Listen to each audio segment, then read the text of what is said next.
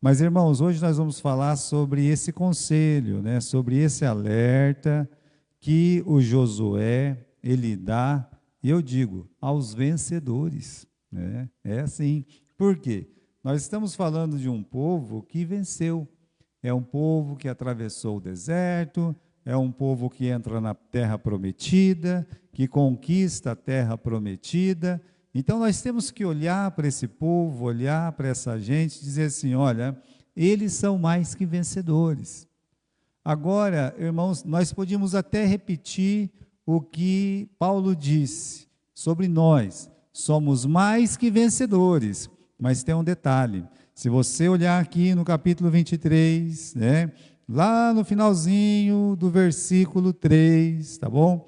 Você vai ler o seguinte, a última frase: Deus é que tem pelejado por vós. Então eles podiam dizer assim, ó, esses israelitas que entraram na terra prometida são mais que vencedores também por Deus que pelejou por eles. É por isso que nós somos vencedores.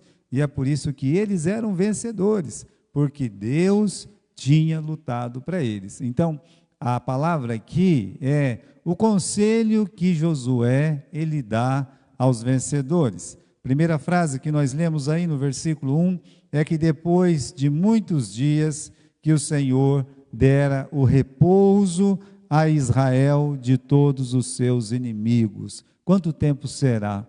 Irmãos, o Josué, quando as guerras estavam acabando, ele está lá se levantando com 85 anos de idade. No capítulo 23 e o capítulo 24 são considerados os capítulos parelhos, ou seja, você não sabe se foi realmente ali no mesmo dia ou talvez algumas semanas. O certo é que Josué está no final da sua vida. Então nós podemos dizer que fazia já uns 20, 25 anos, né?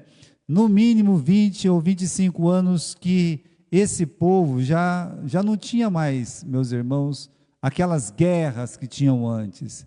Eles estavam em paz.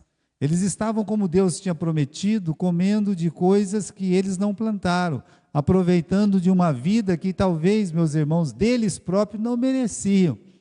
Eram bênçãos maravilhosas. Então ali Deus está, né, dizendo para nós, depois de muitos dias, que Deus dera repouso a Israel, ou seja, um tempo em que eles estavam abençoados por Deus. Agora, é nesse tempo de repouso, nesse tempo assim que nós nos sentimos tão à vontade, tão acomodados, não existe uma coisa pior do que se acomodar. Isso na vida espiritual quase que chama uma tragédia. Nunca esqueça isso, meus irmãos, né? Veja, a igreja de Jerusalém, ela tem uma perseguição, ela tem luta, ela tem batalha, né? E quanto mais luta, quanto mais batalha, quanto mais é feroz contra ela, mais ela cresce. Como diz, o sangue dos cristãos é uma semente, né? Quanto mais derramam, mais aparecia, mais nascia. E a gente pode dizer que às vezes o contrário é o que nós lemos na palavra de Deus. Sabe, quando vai se acomodando naquela mesmice, sabe? Seja num caso como o de Abraão, tão acomodado, o filho já nasceu mesmo, né? Parece que não tem mais nada para fazer nesse mundo. Não, né? Deus chama ele e fala, olha, sacrifica o Isaac para mim lá, né, no monte que eu te ordenar. Então, Deus ele se incomoda com aquele comodismo, e se é, meus irmãos, para a igreja, para um cristão, a coisa pode ser ainda pior. Porque às vezes a gente vê as pessoas lutar na igreja, sabe, são guerreiros, batalham mesmo, sabe, estão ali na luta, estão em visita, estão em ensino, estão em evangelismo. Você quer ver isso parar? É quando a vida deles começa a melhorar. Aí você já sabe que vai ficar numa acomodação.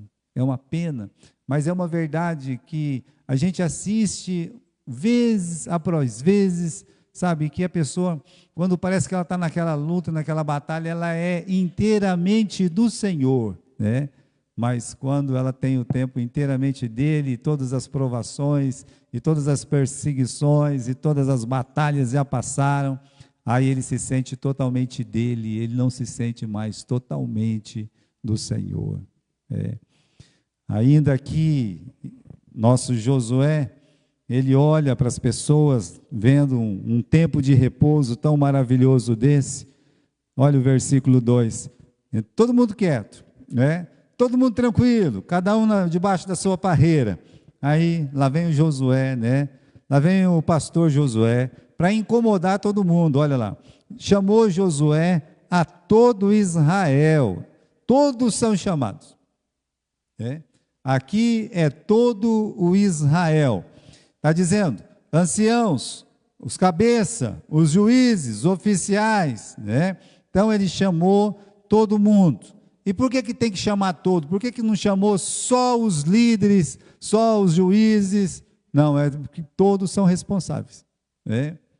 Em relação ao que aconteceria com a nação de Israel, todos são responsáveis. Todos os pais de família, todos os membros de uma família. Então, aquela palavra interessava a todos, como deve ser na casa do Senhor. Todos eles são responsáveis. Se, meus irmãos, o pecado de Acã atinge toda a congregação, significa que ninguém naquela congregação é indispensável ao Senhor. Essa é a grande verdade que nós encontramos. Mas poderia ser, quem é que pode se acomodar naquela congregação? Ninguém pode se acomodar, Todos têm que estar dispostos à luta, à batalha. Então, Josué convoca toda a nação, tá? Porque cada pessoa de uma nação importa. Nós falamos no caso de Acã, que pôs a perder tantos, mas nós falamos de Ana, que abençoou tantos. E que era Ana mais do que um Acã? O que era um Acã mais do que Ana? Olha, eram dois membros de uma grande nação. Talvez seria ali um pontinho de estatística somente, uma almazinha a mais. Não, né?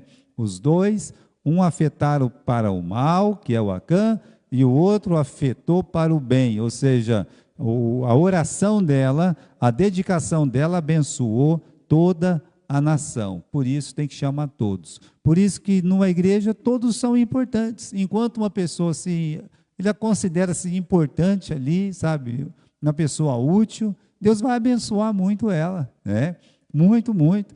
Pode estar chegando agora, como Davi, estava chegando na guerra naquela hora, Chegou lá e de repente olhou, e o que está acontecendo aí? É aquele grandão lá, Ah não, deixa comigo, mas tinha acabado de chegar. Então, irmãos, numa igreja, mesmo como no povo de Israel, todos são responsáveis, todos são chamados, a grandes obras para serem abençoados por Deus, São imprescindíveis. Agora tem essa questão aqui no versículo 2, que apesar de Deus chamar, o Josué chamar todo Israel, ancião, cabeça, juízes, oficiais, eles são assim mencionados pelas suas patentes, para nos lembrar, meus irmãos, que há o quê? Há um juízo dobrado sobre eles, uma responsabilidade dobrada sobre eles. Lá está o apóstolo Paulo, no final do seu ministério, quando ele vai sendo, meus irmãos, deixando aquela região da Ásia Menor, entendendo que o momento dele naquele lugar ali já tinha passado, já tinha acabado, muitos anos evangelizando ali. Então ele chama todos os anciãos de Éfeso, eles vão todos para a beira da praia, e ele recomenda a liderança, ele dá a palavra para a liderança, tentando dizer para eles, olha, vocês precisam cuidar do rebanho de Deus, porque lobos devoradores estão assim, prontos para entrar e devorar esse rebanho. Então, de fato, ele chama todos, e uma responsabilidade maior vai recair sobre a liderança. Aí, meus irmãos, no versículo 3, olhe lá, ele introduz no versículo 2, eu sou velho, já estou entrado em dias, e vós já tendes visto tudo quanto o Senhor Deus fez a todas essas nações por causa de vós, porque o Senhor vosso Deus é quem tem pelejado por vós. Olha, vocês têm visto tudo que Deus tem feito. Aí no final ele coloca essa frase: vocês têm visto que Deus tem pelejado por vós. Tudo que Deus fez, vocês eu já estou velho, já estou cansado, Deus está me levando, né? É como se ele dissesse: eu passo, mas Deus não passa. Eu estou indo, mas Deus, Ele está aqui. Ele é. Deus é sempre no tempo presente. Então, meus irmãos, um homem de Deus como Josué, ele entende que o momento dele já passou. Ele entende que era a hora de, né, colocar o chapeuzinho ali e, sabe, passar mesmo o bastão, não tinha mais o que ser feito, e por isso ele tem que dar um conselho para as pessoas. Não foi só Josué, Moisés fez isso. Cada um dos patriarcas fizeram isso. Josué está fazendo isso. Reis que lutaram e morreram, meus irmãos, servindo a Deus, como o Davi, ele fez isso. E aí você vê que alguns personagens não fizeram isso na Bíblia, mas talvez na sua maioria não permaneceu assim, com aquele amor, com aquele afinco na palavra de Deus. Mas aqui está um homem que ama o Senhor. Aqui está um homem que ama o povo do Senhor. Eu amo a Deus, eu amo o povo de Deus. Eu quero dizer para eles: olha, vocês têm visto tudo o que Deus fez. O que Josué tem para falar dele? Nada. O que Josué tem para falar de Deus? Tudo que ele fala aqui é sobre o que Deus fez. Essa é a diferença de uma pessoa que serve a Deus de verdade e aquela pessoa que está ali para se aparecer. Eu fiz isso, eu fiz aquilo, aquele outro, né? Mas aqui está o Josué dizendo: olha, vocês têm visto tudo o que Deus fez por vós. Então, irmãos, a obra de Deus, ela é manifesta, né? E a gente tem às vezes que perguntar, né? O que os nossos olhos têm visto? O que você consegue enxergar da mão de Deus? Qual é o tamanho da obra de Deus na sua vida? Você se importa realmente com a obra de Deus? As coisas de Deus têm importância para você? Ou é só, né, mais um fato na sua vida? Né? Não, olha lá. Você consegue enxergar o que Deus faz na sua igreja? Você consegue enxergar? Consegue enxergar a obra de Deus nesse mundo? Né? Então são situações. Eu consigo enxergar o que Deus tem feito na minha vida? Oh, meu Deus, obrigado. Obrigado porque o Senhor tem agido de uma forma tão maravilhosa, né, tão abençoada, na minha vida, na vida da minha esposa, do meu marido, na vida dos meus filhos, né? Quantas vezes você para agradecer a Deus? Oh, meu Deus, obrigado por tudo, pelos livramentos que o Senhor me dá, né? Você pode falar como Josué, vocês têm visto, né? Porque ele vai falar depois: ó, eu e minha casa, nós vamos servir ao Senhor. Uma outra coisa, né? Vocês têm visto o que Deus tem feito. Aí ele coloca aqui no versículo 3, né? A todas as nações por causa de vós. Ou seja, olha o que Deus tem feito, porque Ele ama vocês por causa de vocês. Parou para pensar quantas coisas Deus tem feito pela igreja ou com a igreja? É diferente. O que Deus faz pela igreja, os livramentos que Ele dá para a igreja dele, e o que Ele faz com a igreja, né? Usando a igreja. Então, você para agradecer o que Deus faz pela sua igreja e com a sua igreja, né? Já parou para pensar sobre esses detalhes? E você para pensar na obra de Deus neste mundo, que isso sai de fora da igreja. É uma coisa além dos nossos cultos que está aqui. Tudo que Deus tem feito pela obra dele nesse mundo. Quantas vezes nós podemos dizer: eu tenho visto, tenho visto. O que você tem visto sobre Deus? Né? Então, porque muitas pessoas não conseguem ver nada sobre Deus, né? Bom, o Paulo fala lá em 2 Coríntios, no caso dos ímpios, é porque Deus cega o olho deles. Mas e do cristão? Né? E o crente? Por que o crente só vê coisa ruim, só vê problema, só vê dificuldade, só vê... Por quê, meus irmãos? Porque tem esses que, sabe, o passo, em vez de ir para frente, quer ir para trás, mesmo que o pé está virado para frente, ele quer andar para trás. Acontece, tem muito disso. Uma miopia espiritual, uma ingratidão com Deus, uma falta de desejo, de agradecimento pela vida dele, pela vida dos irmãos da igreja, pela vida da igreja. Às vezes eu digo, né? Alguns às vezes não sentem alegria porque o outro está feliz, ou uma alegria porque a igreja está feliz. Então, como pode? Existe isso? Isso existe. E você vai ver que é uma realidade que impede a pessoa de ser feliz espiritualmente. Então, não consegue enxergar as coisas maravilhosas que Deus faz. Não consegue enxergar. É uma miopia, é uma ingratidão, é um espírito de ingratidão com Deus. Comece a agradecer, comece a dizer: Senhor, muito obrigado, né? Acordou, obrigado pela vida, almoçou, obrigado pela comida, né? Está aí, está forte, está trabalhando, obrigado pela saúde, né? Conseguiu dormir, obrigado pelo sono. Não conseguiu dormir, por que não orou? Vigiou, né? Então, vá lá, né? Vamos aprender com Deus. Continuando, meus irmãos, o chamado à perseverança, no versículo 4, diz assim, né? Vede que vos reparti hoje em herança as vossas tribos, estas nações que restam, bem como as nações que tenho destruído, desde o Jordão até o grande mar para o pôr do sol, e o vosso Deus as impelirá e as expelirá diante de vós, e vós possuireis a terra como o Senhor vosso Deus tem prometido.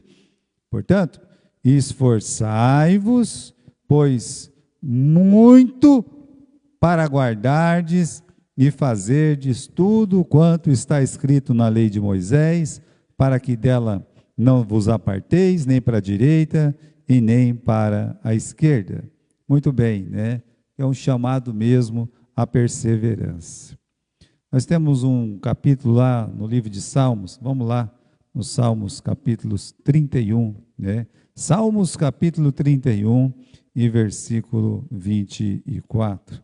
Vamos lá comigo, né? 31 e versículo 24.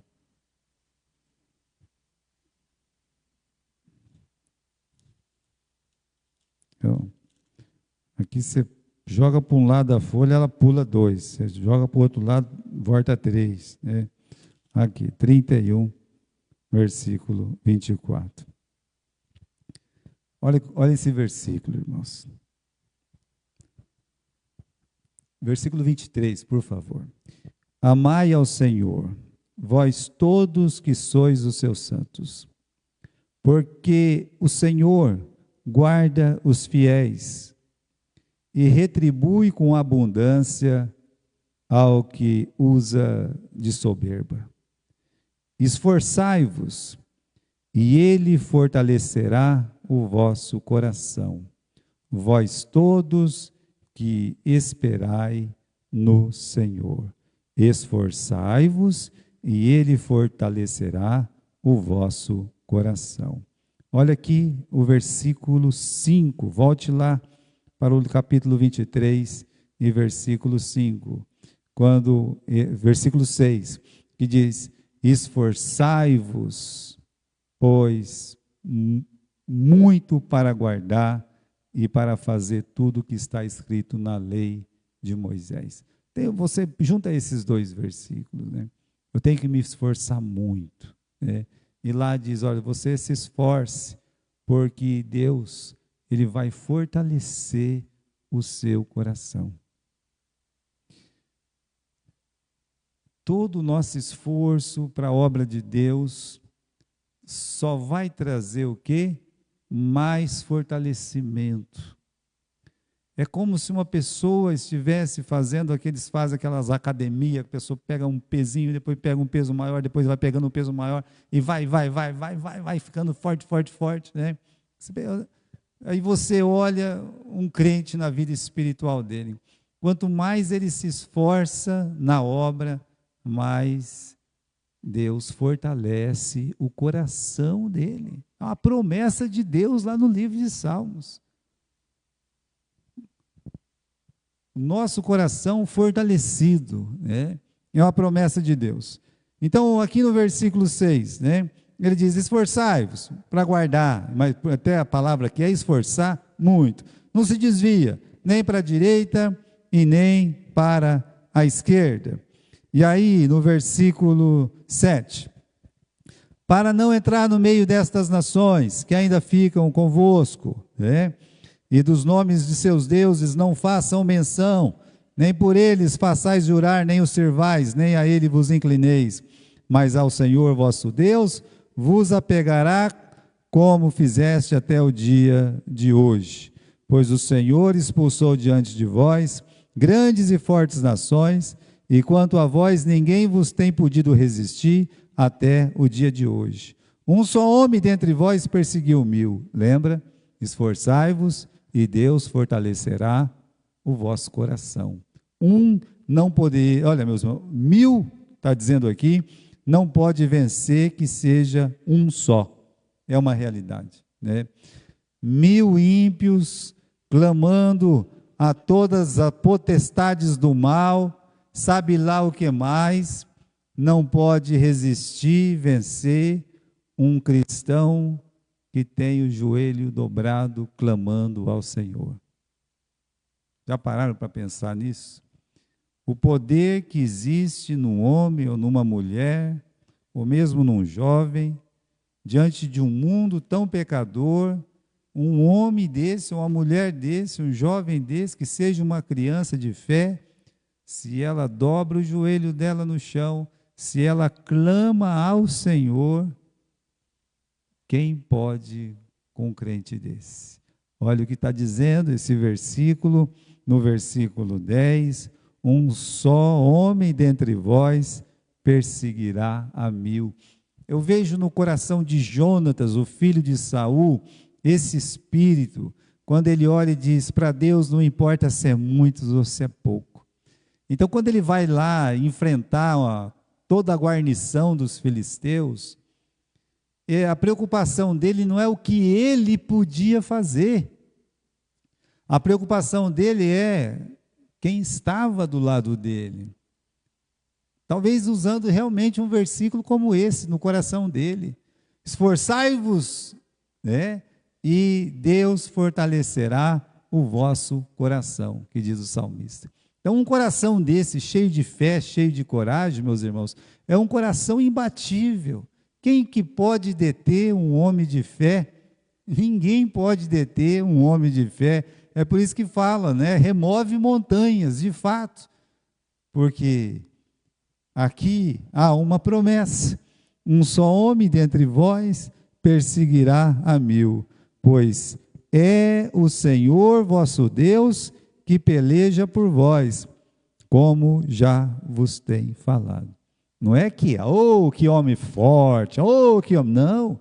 É que um homem desse atrai o poder de Deus para derrotar e vencer todos os inimigos que se levantam. Então, irmãos, veja o versículo 11, que ele é muito lindo também.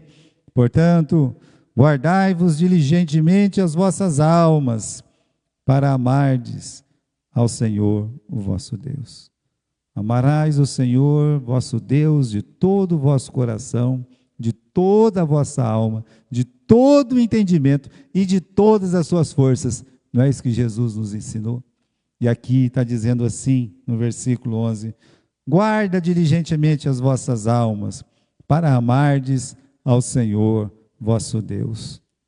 Quando nós falamos do amor a Deus, nós precisamos lembrar que o nosso coração deve ser guardado, né? Nós estamos sem aí, nós estamos sobre o amor a Deus, né? Então, o dever de guardar o nosso coração, né? Sobre tudo que deve guardar, guarda o teu coração, né? Porque dele procede as saídas da vida. Então, quando ele fala assim, no versículo 11, guardar diligentemente as vossas almas, para amardes ao Senhor, vosso Deus. Guarda o seu coração. Por que eu tenho que guardar o meu coração? Né? para o diabo não roubar ele. Por que eu tenho que guardar, né? Tem coisa sua que você guarda para ninguém mexer, para ninguém vir e tomar de você. É exatamente isso que Deus está querendo ensinar para a nação de Israel. Guarda o coração, porque senão Satanás ele vem e ele rouba. Como é que Satanás consegue roubar, né, um coração? Meus irmãos, ele invade, colocando encantos do mundo, encantos da vida, sabe? Pessoas. É isso que ele faz. Ele rouba o seu coração para você não amar mais a Deus, para você amar mais esse mundo do que a Deus. É o que Satanás faz. Então, guarde o seu coração, né? Facilmente o nosso coração pode seguir nossos olhos. Isso era uma coisa que Jó, né, ensina para a gente, quando ele fala: se os meus passos se desviarem do caminho, e se o meu coração segue os meus olhos, e se as minhas mãos se apegou a alguma coisa. Olha, se o meu coração segue os meus... Não existe uma coisa pior na vida do que o coração seguir os seus próprios olhos, né? Então, irmãos, os olhos devem seguir aquele coração que ama a Deus. Se há um coração que ama a Deus, os olhos e tudo mais devem seguir esse coração.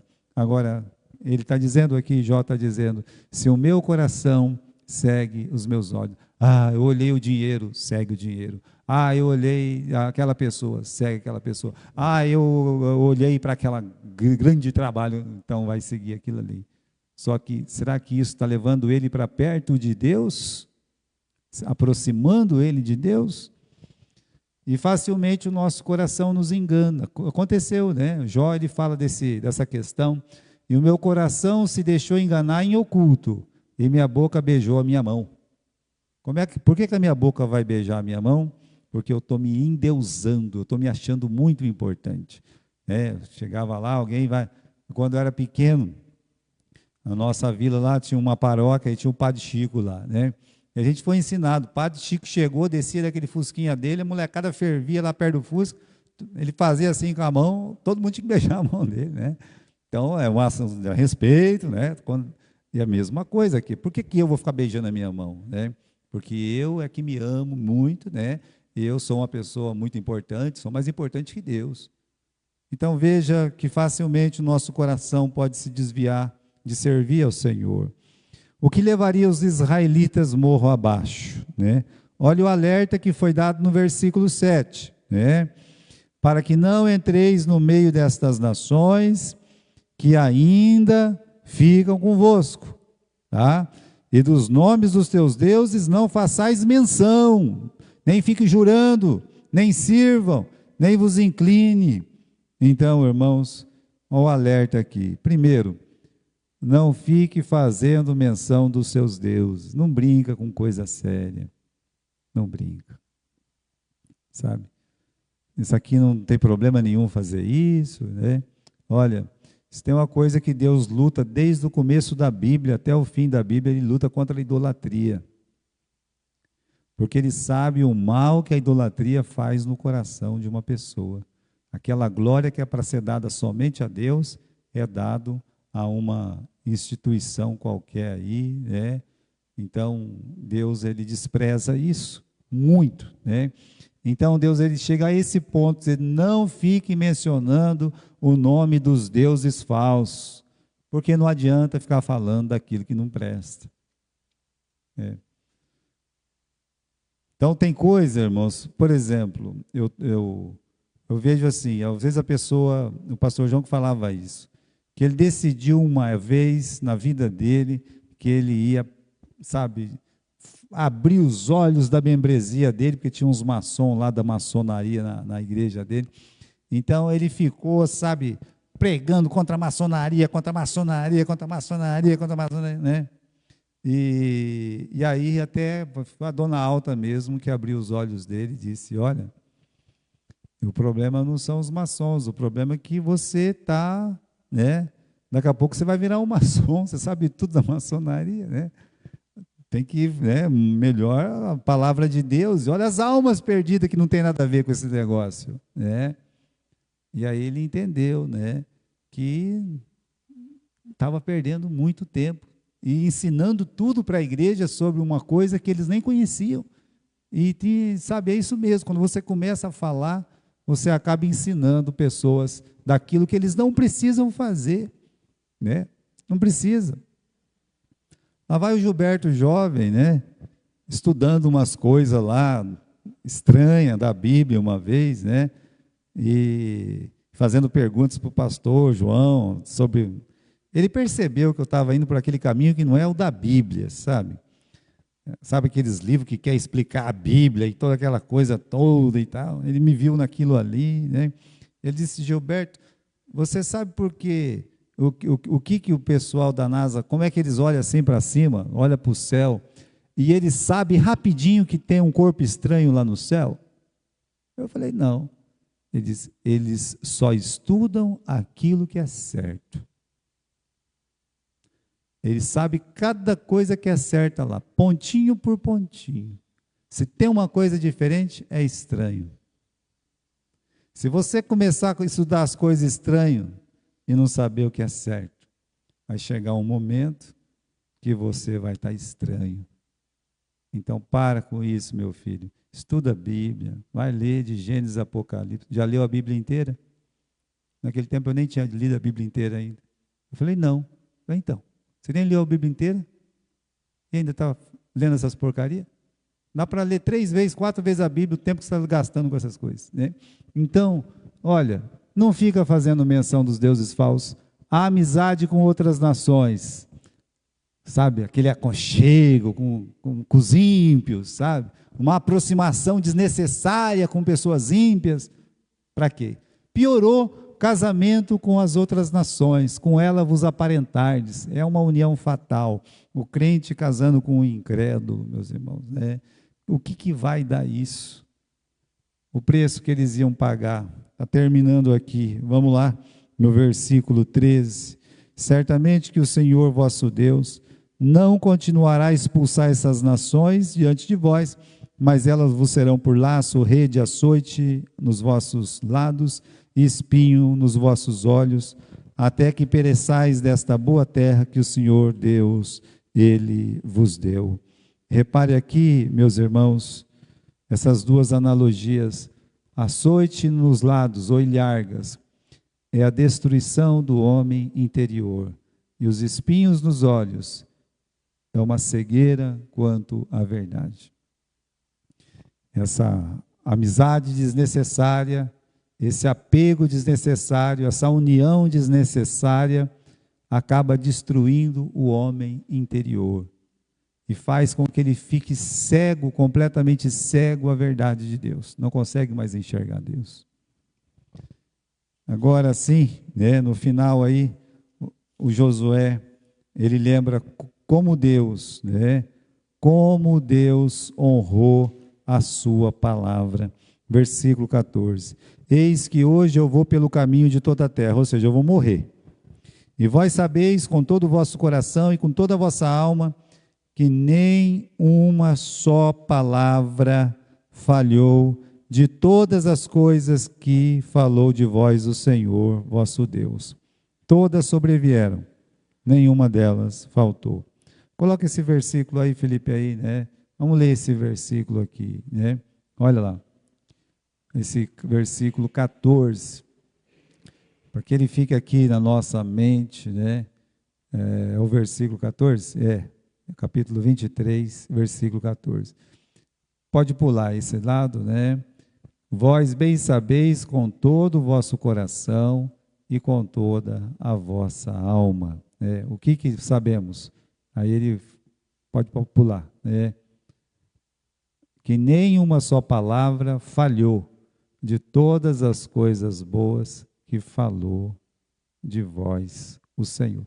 Nenhuma só palavra falhou. Olha, não existe uma palavra de Deus que vai falhar. Eu posso falhar. A igreja pode falhar, mas a palavra de Deus não falha, nunca falha. Continuando, né? Tem mais um pouco aí, pode mudar, né? Vosso Deus. Todas sobrevieram, nenhuma delas falhou. Ou seja, Deus é um Deus que ele não falha. Nós sim, mas Deus não. Deus sempre age de acordo com a sua palavra, né? Jeremias capítulo 1, versículo 12, quando ele diz que eu velo sobre a minha palavra para cumprir, o que Deus determina sobre todas as coisas é o que vai acontecer. O que ele disse que aconteceria no Éden, aconteceu. O que ele disse que aconteceria com o homem, aconteceu. Com a mulher, aconteceu. Com os patriarcas, aconteceu. Então, tudo que Deus tem dito tem acontecido. Por que eu vou duvidar agora? Ai de nós, irmãos, se duvidar da palavra de Deus. A força da palavra de Deus não está na fidelidade do homem, mas na fidelidade de Deus. Quando ele senta com Abraão e diz: Abraão, firmarei a minha aliança contigo. Ele poderia dizer: firmaremos uma aliança aqui, mas ele olha para Abraão, sabe que o Abraão vai acabar fazendo algumas coisas que não devia, então ele fala: eu firmarei uma aliança contigo, eu vou firmar. Você não vai poder guardar, mas é minha aliança, é minha palavra, vai ser cumprida, tá? A sua geração, aí, a sua descendência vai ser como as estrelas do céu e como o pó da terra. Então, Paulo nos ensina, pode voltar naquela tela, né? Paulo nos ensina que o sim das promessas está em Deus e não no homem. É em Cristo que nós temos o sim de todas as promessas. Sobre essa questão, então, Josué ele faz duas coisas, né? Nenhuma palavra caiu de todas que o Senhor falou, ou seja, nada falhou, e assim vai ser. Por quê? Porque Deus, ele era assim, ele é assim, ele vai continuar sendo assim, ou seja, o nosso Deus, o que a palavra dele diz é o que vai acontecer nesse mundo. Nunca falha, não é? Amém?